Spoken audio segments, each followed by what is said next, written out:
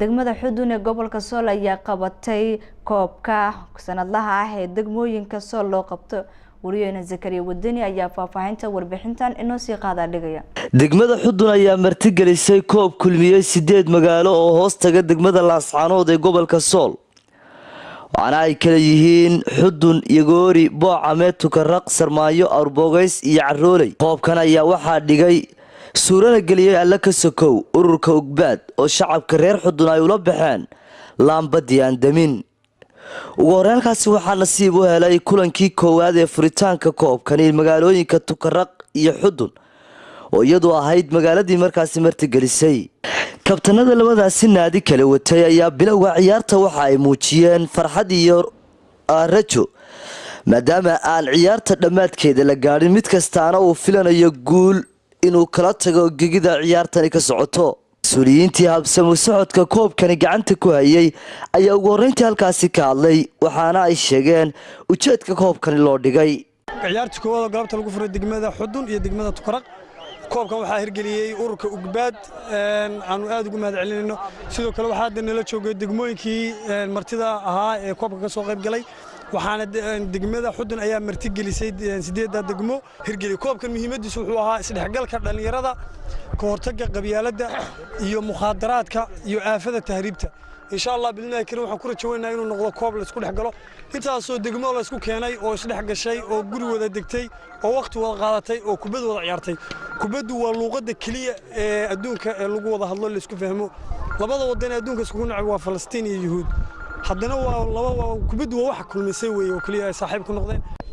koobkii Sool Champion Cup oo ay maalgelisay ururka Ugbaad Association Women oo ay gudoomiye ka tahay Waxaaweys Gure.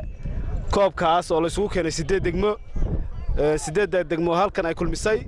koobkaana waxaa martigelisay degmada Xudun ee gobolka Sool oo dadku meesha degi lahaayeen iyo sidoo u noolaan lahaayeen dusha saaratay.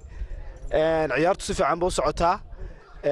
dadkii ka soo qayb galay aad bay bogaadiyeen. ururka Ugbaadna waxaan leenahay waa ku mahadsantihiin hawsha culus qabateen. shanteedii noo furmay koobkii degmooyinka degmada Xudun ay ka soo qayb galeen 8 magaalo. waxaan halkan aad iyo aad ugu faraxsanahay. horta Ilaahay waa mahad leh. mahad labaad waxaa iska leh ururka Ugbaad oo maanta inoo joogo gudoomiyihii Xawo Yuusuf oo hirgeliyay inay maanta koobkan uu dhaco.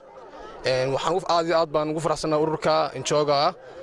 waxaan kaloo aan aad iyo aad u soo dhaweynayaa sportiga ka soo qayb galay koobka dhammaan magaaladoodii. Xudunna waxaan sheegay inay tahay magaalo ammaan ah oo macnaha qof kasta oo iman karo.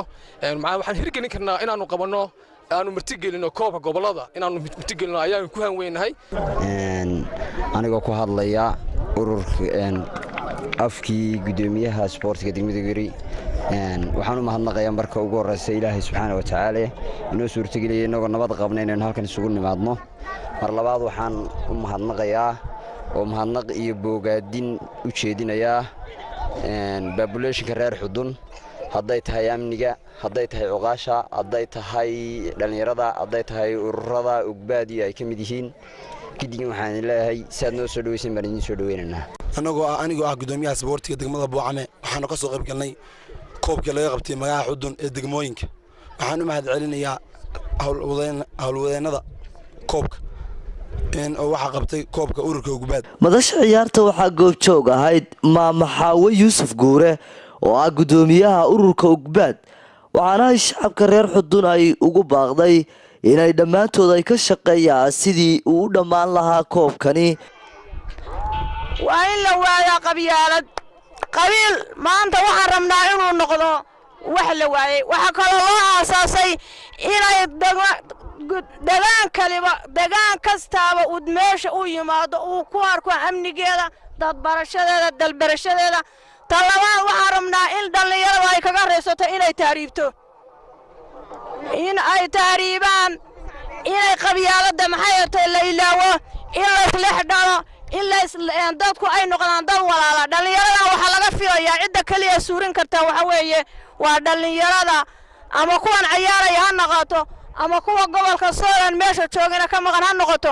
waxa la rabaa gobolka Sool in loo qaado kor sumcadiisa, amnigiisa, isbarashadiisa, isdhexgalkiisa.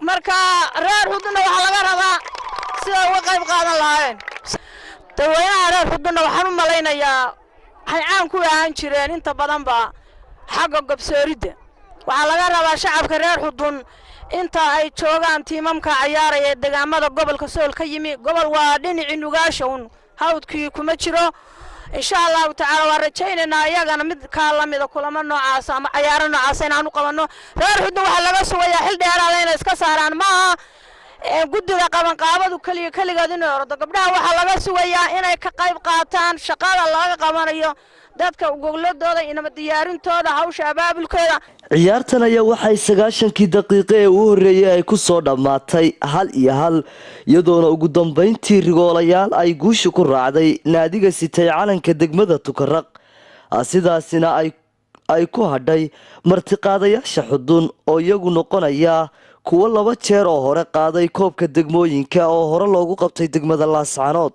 waxaana shacabka reer xudun ay yihiin kuwa iyagu kaliya aan taageeraynin naadiga xudun oo shalay ciyaarayay halka ay 2 kooxood ay kala hayeen taageerayaashu waa kuwa taageeraya Tukaraq iyo kuwa taageeraya xudun Sakariya Maxamed Ciise Wadani wararka telefishinka Somali News degmada xudun ee gobolka Sool